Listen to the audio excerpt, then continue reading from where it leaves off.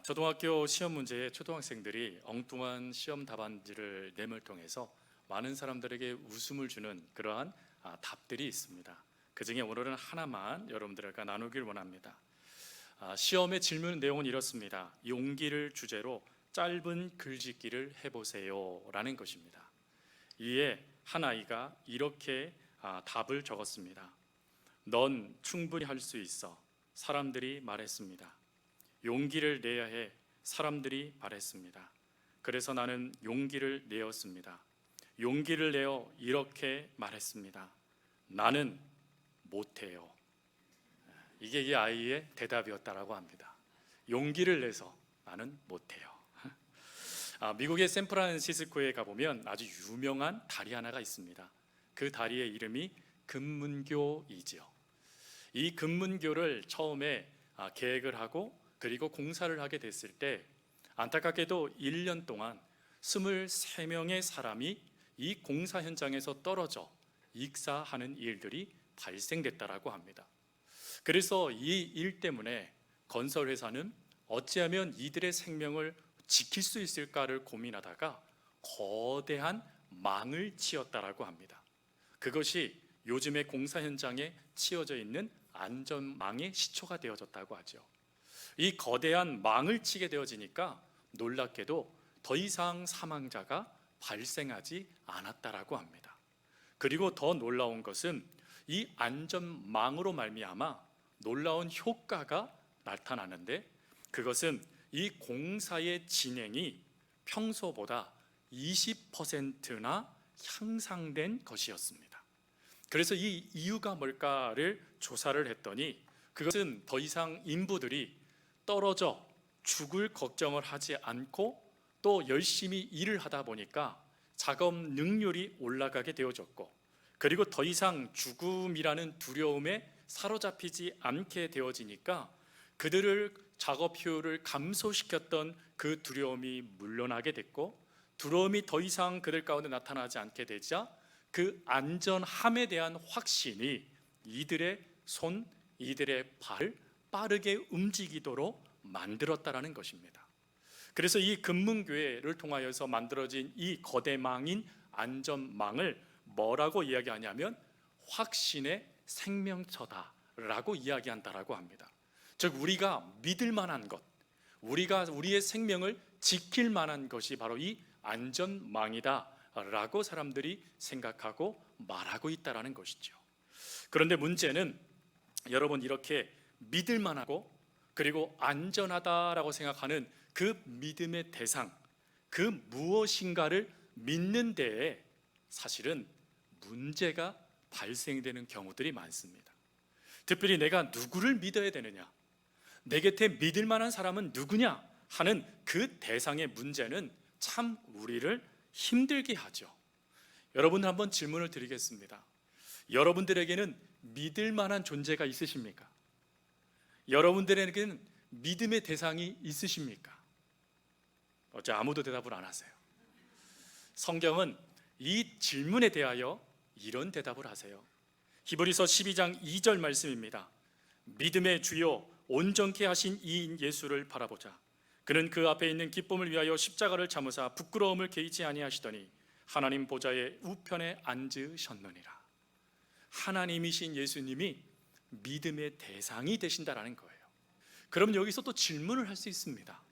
어떻게 예수라는 그 사람이, 그 신이 우리의 믿음의 대상이 되는 것입니까? 라고 말이죠. 이에 대하여 히브리서 4장 14절부터 16절은 이렇게 답을 합니다. 그러므로 우리에게 큰 대제사장이 계시니 승천하시는 이 곧 하나님의 아들 예수시라. 우리가 믿는 도리를 굳게 잡을지어다. 우리에게 있는 대제사장은 우리의 연약함을 동정하지 못하실 리가 아니요 모든 일에 우리와 똑같이 시험을 받으신 이로되 죄는 없으시니라.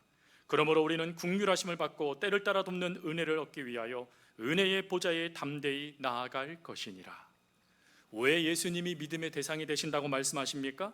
그것은 예수님께서 우리의 연약함을 아시고 그 고통에서 실제적인 도움을 허락하여 주실 뿐만 아니라 계속해서 그 은혜를 베풀고 계시기 때문이라는 것입니다. 그리고 오늘 본문은 우리가 함께 읽은 말씀은 왜 하나님이 우리의 믿음의 대상이 되시느냐, 이에 대해서 한마디로 이렇게 말합니다. 사랑하시기 때문이다. 여러분, 하나님이신 예수님은, 또 믿음의 대상이신 예수님은 우리를 사랑하시기에 우리에게 실제적인 도움을 주시고자 하시는 하나님이십니다. 그러면 이렇게 우리를 사랑하시며 실제적인 도움을 주시는 믿음의 대상이 되신 예수님께서는 우리들에게 구체적으로 어떤 사랑을 허락하실까요? 두 가지를 함께 나누기를 원합니다. 첫 번째로는 내 편이 되어주시는 사랑입니다. 여러분, 누구나 다른 이들이 나의 편이 되어주기를 우리는 원합니다. 근데 그게 쉬운 일이 아닌 것 같아요. 이를 잘 표현한 영화의 대사가 있는데, 톨킨의 반지의 제왕을 보면 호빗이 노령의 나무 수염에게 이렇게 질문을 합니다. 너는 누구 편이냐? 라고 말이죠. 그러자 이 나무 수염이 뭐라고 얘기하냐면 이렇게 얘기합니다. 나는 전적으로 누구의 편도 아니다. 누구도 전적으로 내 편이 아니기 때문이다. 누구도 내 편이 아니기 때문이다. 사실 그런 것 같아요. 여러분, 누군가가 내 편이고 그 누군가가 나에게 내 편이 되어져서 내 옆에 있게 되어졌을 때 우리는 너무나 기쁘고요, 그리고 든든함 가운데 모든 것을 할 수 있을 거라는 그런 기대감도 갖습니다. 그런데 어떠세요? 내 편이라고 생각했던 그 때문에 오히려 화를 당하는 일들이 더 많지 않습니까? 내 편이라는 그 사람 때문에 오히려 더 많은 상처를 우리가 받고 있지 않습니까?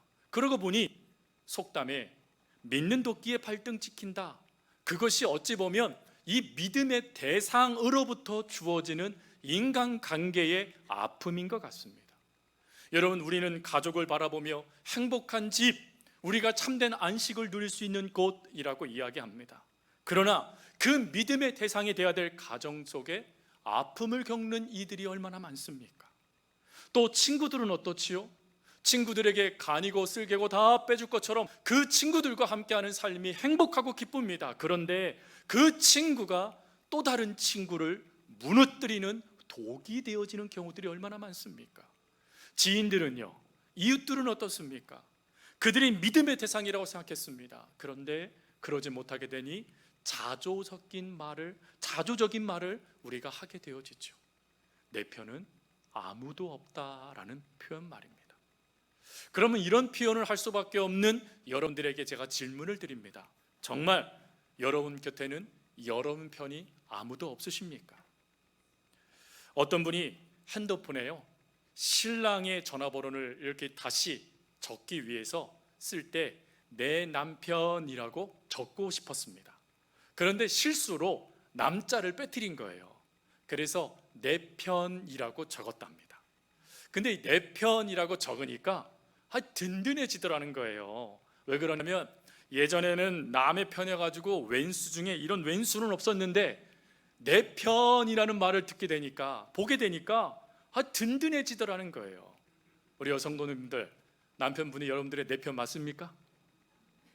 왜 웃기만 하세요? 남편 되시는 성도님들한테 질문합니다. 우리 남편 되시는 성도님들, 여러분들의 아내가 여러분 편인 거 믿으십니까? 아멘. 아멘. 할렐루야입니다. 할렐루야. 저도 아멘입니다. 사실 남편이 남의 편에 되는 경우들이 참 많고, 아내가 남의 아내가 되는 경우들도 참 많습니다. 물론 그렇다고 불륜을 저질렀다는 것이 아니죠. 함께 한 가정에 살고 있지만 안타깝게도 내 편이 되어주지 못하는 그 모습에 서운함이 우리 가운데 참 구슬프게 만드는 모습이 되는 것 같아요. 근데 이러한 때에 하나님이 우리에게 뭐라고 말씀하시냐면 내가 너의 편이 되어주겠다라고 말씀하신다는 것입니다. 그 너의 편이 되어주겠다라는 그것이 바로 본문의 말씀에 하나님이 세상을 이처럼 사랑하사 독생자를 주셨다라는 표현입니다.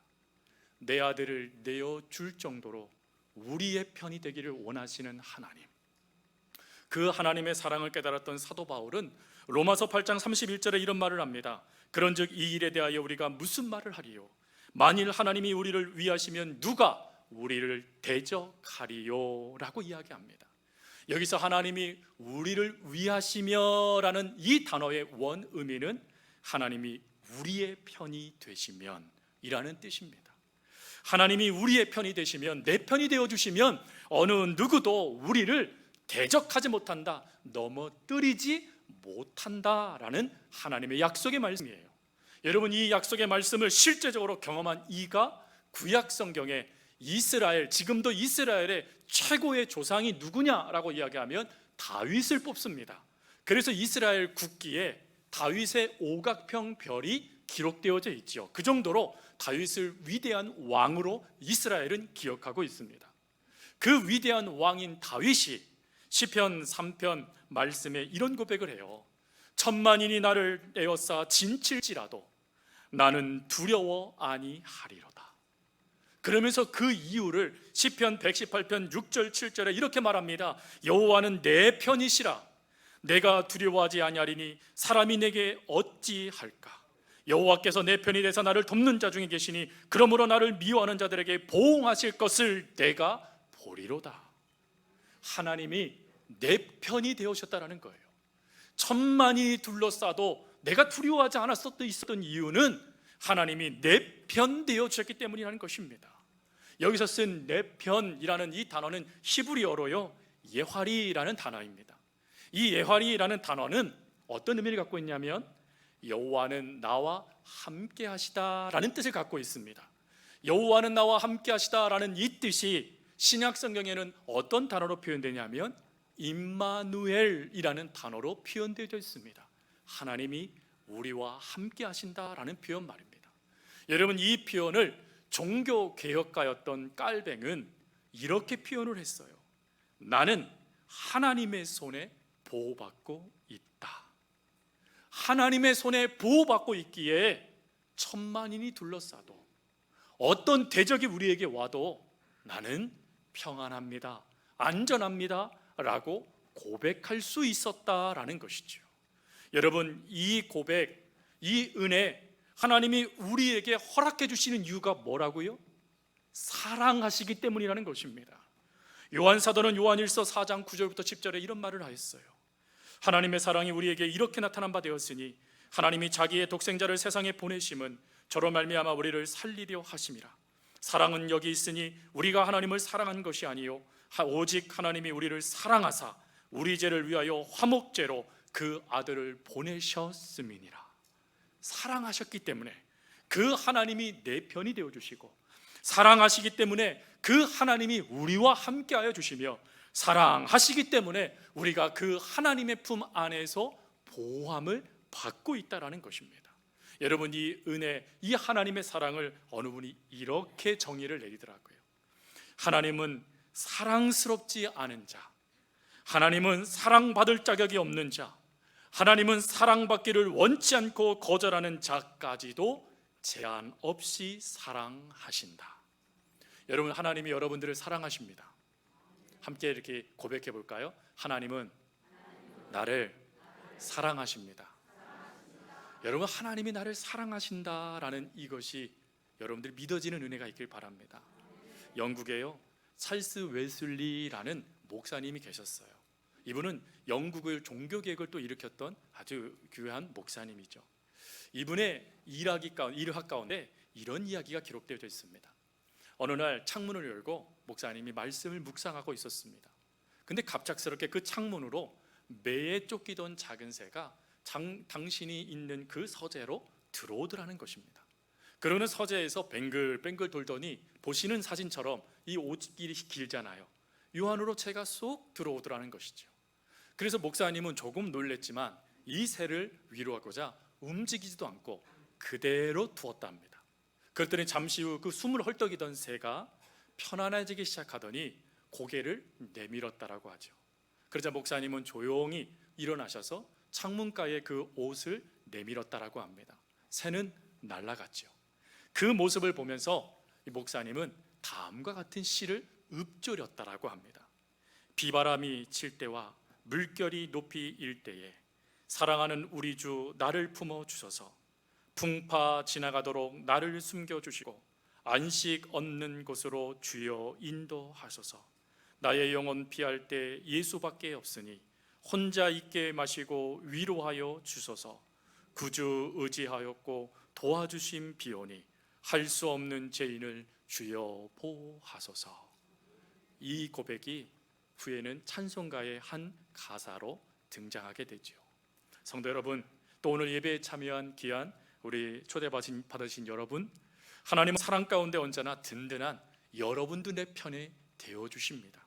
그리고 믿어지며 그 은혜 가운데 살아갈 때 하나님의 그 사랑 속에 평안하도록 행복하도록 여러분 삶과 함께하여 주시는 분이십니다. 그 은혜가 여러분 삶 가운데 가득하기를 주의 이름으로 축복합니다. 또 두 번째, 하나님의 사랑은 우리를 인정해 주시는 사랑입니다. 파에톤 콤플렉스라는 단어가 있습니다. 이 단어는 지나치게 타인으로부터 인정받고 싶어하는 강박증을 말하는 것입니다. 여러분, 요즘에 이 문제가 사회의 이슈가 되어졌죠.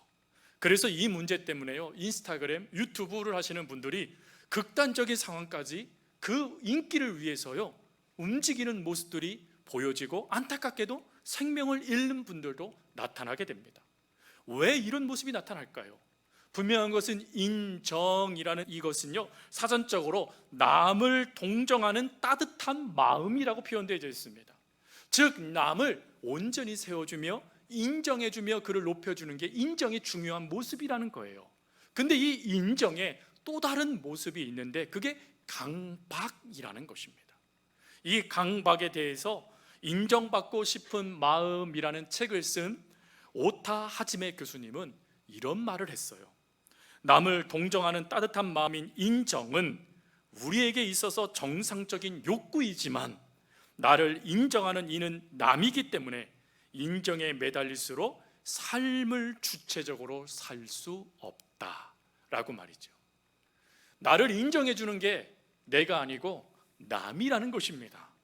남이 나를 인정해 주다 보니까 그를 지나치게 의식하게 된다는 거예요. 의식하게 되다 보니까 실제적으로 나를 주체적으로 나의 삶을 살아갈 수 없다는 겁니다. 그러다 보니 나타난 문제가 껍데기 인생이라는 문제가 나타났대요. 이게 무슨 말이냐면 사람들 앞에 보여지는 내 모습이 내 진짜 모습이 아니라는 거예요. 사람들 앞에 인정받고 싶고 사람들 앞에 칭찬받고 싶고 또 요즘에는 좋아요라는 그 하트 뿅뿅 받고 싶어서 꾸며진 나를 보여준다는 것입니다. 꾸며진 나를 보여주다 보니까 문제는 사람들이 그 모습만을 보면서 이게 그 모습이 바로 그 사람의 진짜 모습일 거야 라고 믿어버렸다는 거예요. 믿어버리게 되니까 더 이상 나 자신, 내 모습을 드러낼 수 없는 안타까움이 나타났다는 것입니다. 그러니 껍데기뿐인 인생이 된 것이지요. 이 일 때문에요 많은 이들이 유튜브도 접고 인스타도 계정도 탈퇴해버리는 일들도 나타나기도 합니다. 그 정도로 이 인정이라는 이것, 이 인정받지 못함의 이 강박, 이것은 참 우리를 두렵게 만들고요 심지어 인정받지 못했다라고 생각했을 때 모멸감까지도 느끼기도 합니다. 그래서 이러한 문제를 조금이나마 해결하기 위해서 또 쓰여진 책이 있어요. 그게 김희시 이치로 교수님이 쓰신 미움받을 용기라는 책입니다. 이 미움받은 용기라는 이 책 제목만 봐도 사실 은혜가 돼요. 이게 무슨 말이죠? 더 이상 껍데기 같은 인생으로 살지 말라라는 것입니다. 이 책에 이 구절이 있어요. 제가 너무 좋아하는 구절인데, 우리는 인정받아야 하고 이를 인정해줄 누군가가 필요하다. 지금 내 곁에 자기 대상과 같은 그런 존재가 있다면 참 다행이다 라는 구절이에요. 여기서 이 자기 대상이라는 이 의미를 이 책에서는 이렇게 표현해 놨습니다. 나를 포근히 안아주고 공감해주며 내 삶을 다시 재충전해주는 이, 그가 내 곁에 있다라면 나는 행복한 사람이라는 거예요. 나는 정말 그 은혜 가운데 누군가를 통해서 다시금 일어설 수 있는 참 다행이야 라는 고백을 할 수 있는 삶이라는 것입니다. 여러분 어떠세요? 이런 자기 대상과 같은 존재가 여러분 가운데 계십니까? 여러분들을 충분히 공감해주고 여러분들을 다시 재충전해주며 그리고 다시금 여러분들이 힘들고 어려울 때일지라도 언제든지 찾아가 안길 수 있는 그가 여러분 가운데 계십니까? 여러분 혹시 없다면 걱정하지 마십시오. 오늘 저와 여러분에게 자기 대상과 같은 존재가 되어주고자 찾아와 주신 분이 계십니다. 그분이 바로 하나님이신 예수님이십니다. 여러분 예수님은 우리에게 자기 대상이 되어주겠다라고 말씀하세요. 그러면서 우리에게 먼저 공감하며 위로해 주겠다 말씀하십니다. 출애굽기 3장 9절 말씀에 보면 이스라엘 백성들이 애굽의 종살이를 하게 됩니다. 그 종살이라는 그 고통이 얼마나 컸던지 그들이요 하나님께 부르짖습니다. 근데 이 부르짖다라는 단어가 보니까 울부짖다라는 뜻이에요. 울 수밖에 없는 아픔이 그들에게 있었다라는 것입니다. 근데 그때 하나님이 뭐라고 말씀하시냐면 내가 보았다라고 말씀을 하세요. 그리고 또 히브리서 4장 15절 말씀에 하나님은 우리의 연약함 사정을 몰라주시는 분이 아니시다라고 이야기를 합니다. 여러분 두 구절을 합친다면 하나님은 우리가 처한 상황에 무관심하지 않으신다라는 거예요. 오히려 하나님은 이사야 66장 13절에 이런 말씀을 하세요. 어미가 자식을 위로함 같이 내가 너희를 위로할 것인지요. 하나님이 우리를요 알아주신대요. 우리가 무엇 때문에 아파하고 무엇 때문에 슬퍼하고 무엇 때문에 눈물 짓고 무엇 때문에 답답해하고 무엇 때문에 주저앉아 있는지 아신대요. 그 아시는 하나님께서 어떻게 하시냐면 어머니가 자식을 위로함 같이 그를 위로해 주시겠다 약속해 주셨다라는 것입니다. 그것뿐이지 않지요. 위로 정도가 아니라 하나님은 우리에게 새 힘도 주시겠대요. 이사야서 40장 29절 30절 말씀을 제가 읽어드리겠습니다. 피곤한 자에게는 능력을 주시며 무능한 자에게는 힘을 더하시나니 소년이라도 피곤하며 곤비하며 장정이라도 넘어지며 쓰러지되 오직 여호와를 앙망하는 자는 새 힘을 얻으리니 독수리가 날개를 치며 올라감 같을 것이요 다른 박질하여도 곤비하지 아니하겠고 걸어가도 피곤하지 아니하리로다. 하나님이 이와 같은 은혜를 주신다는 것입니다. 여러분 이 은혜를 찬송가의 가사가 그대로 표현해 주는 것이 찬송가 391장입니다. 그 가사의 내용은 이렇습니다. 오 놀라운 구세주 예수 내 주 참 능력의 주시로다. 큰 바위 및 안전한 곳으로 내 영혼을 숨기심에 메마른 땅을 종일 걸어가도 나 피곤하지 아니하며 저 위험한 곳 내가 이를 때면 큰 바위에 숨기시고 주 손으로 덮으시네. 덮어주시고 피곤치 않도록 도와주시고 위험한 곳에서 그 이르지 않도록 숨겨주시고 안전하게 내 영혼을 허락해 주시는 하나님, 내 삶이 메마른 삶과 같은 삶이 되지 않도록 먼지 풀풀 날리는 흙먼지 가득한 인생이 되지 않도록 우리를 종일 지켜주시는 그 하나님의 사랑 말입니다. 또한 하나님은요 그 사랑 속에 우리를 너무나 소중히 여기십니다. 아프리카 대륙의 한 나라에 지니 링고라는 청년이 있었답니다. 그 청년이 사는 나라에서는 결혼을 하게 되어지면 사랑하는 그 여인의 아버지를 찾아뵙고 그 아버지에게 지창금, 결혼 지창금으로 암소를 주게 됐다라고 합니다. 조금 예쁘면 암소 3마리, 너무나 예쁘면 암소 5마리. 그래서 암소 5마리만 줘도 와, 저 여인은 정말 예쁜가 보다, 이런 평가를 받았다라고 합니다. 제가 이 지창금에 대한 걸 보다 보니까 문득 제주도가 떠오르더라고요. 제주도도 결혼 지창금 있지 않습니까? 왜 모른 척 하세요? 있잖아요. 근데 그 지창금을 주고 결혼을 허락받기 위해서 반드시 이 남자가 그 여인의 아버지와 독대를 해야 됐다랍니다. 그럼 여러분 얼마나 두렵고 떨렸겠습니까? 근데 이 자니라는 이 링고라는 청년이 그 사랑하는 사리타라는 저 여인의 아버지를 드디어 독대하게 됩니다. 사람들은 이때 암소 1마리 정도 주고 결혼하겠다 생각했답니다. 왜 그러냐면 사리타가 평범하게 생겼던 것입니다. 그리고 이 자니 링컨은 아주 뛰어난, 그래도 장래가 정말 장래가 요망된 아주 귀한 청년이었다라는 거예요. 그 촉망된 청년을 여러분 이 평범한 여인과 결혼하게 되어지니 당연히 사람들은 암소 한 마리쯤이면 되겠지라고 생각했다는 거예요. 근데 자니 링컨가요, 암소를 몇 마리 주었을까요? 5마리요? 5마리? 자니 링컨가 암소를 8마리나 주었답니다. 그래서 그 8마리를 준 그 모습을 보면서 그 마을에 있는 사람들이 다 놀라했다라는 것입니다. 왜 그러냐면 사리타라는 그 처녀를 다 알고 있거든요. 그런데 무엇 때문에 이 링컨가 8마리나 되는 암소를 주었을까 궁금했습니다. 그래서 대표로 마을의 추장이 이 링컨에게 가서 물었습니다. 링컨, 어떻게 사리타에게 암소를 8마리나 주고 사리타와 결혼 허락을 받았는가? 그러자 링컨은 이렇게 말했답니다. 어르신, 저의 안목은 평범합니다. 다만 저는 사리타를 정말 깊이 사랑했습니다. 그래서 결혼의 소중한 가치도 표현하고 그녀의 소중한 가치도 표현하고 싶었을 뿐입니다 라고 이야기했답니다. 여러분, 여기에서 이 예화의 청년 자니 링컨의 이 마음이 바로 우리를 향한 하나님의 마음이세요. 하나님은 저와 여러분들을 깊이 사랑하십니다. 그뿐만 아니라 우리가 우리의 소중한 가치를 깨닫게 하시고자 독생자이신 예수님을 우리를 위하여 직접 내어주셨던 분이십니다. 기억할 것은 우리는 바로 그 사랑을 받을 정도로 하나님이 귀하다, 소중하다 여겨주시는 하나님의 자기 대상의 은혜를 받는 하나님의 자녀가 되었다라는 것입니다. 그러니 성도 여러분, 또 오늘 예배에 참여한 여러분들이 무가치한 존재처럼 여기지 마십시오. 여러분들이 정말 쓸모없는 인간이다라고 생각도 하지 마십시오.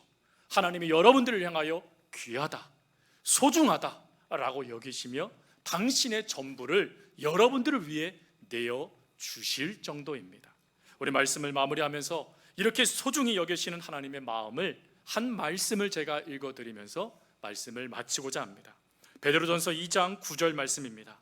너희는 택하신 족속이요 왕같은 제사장들이요 거룩한 나라요 그의 소유가 된 백성이니 이는 너희를 어두운 데서 불러내어 그의 기이한 빛에 들어가게 하신 이의 아름다운 덕을 선포하게 하려 하심이라. 여러분, 소중합니다. 하나님이 귀하게 여기십니다. 왕같답니다. 거룩하답니다. 그리고 하나님의 소유랍니다. 여러분, 그 은혜 속에서 하나님이 내 편 되시고 하나님이 나를 인정해 주신다라는 그 믿음을 확신 가운데 가지면서 주님 안에서의 복된 인생을 살아가실 수 있는 여러분 모두가 될 수 있기를 간절히 주님의 이름으로 부탁드립니다.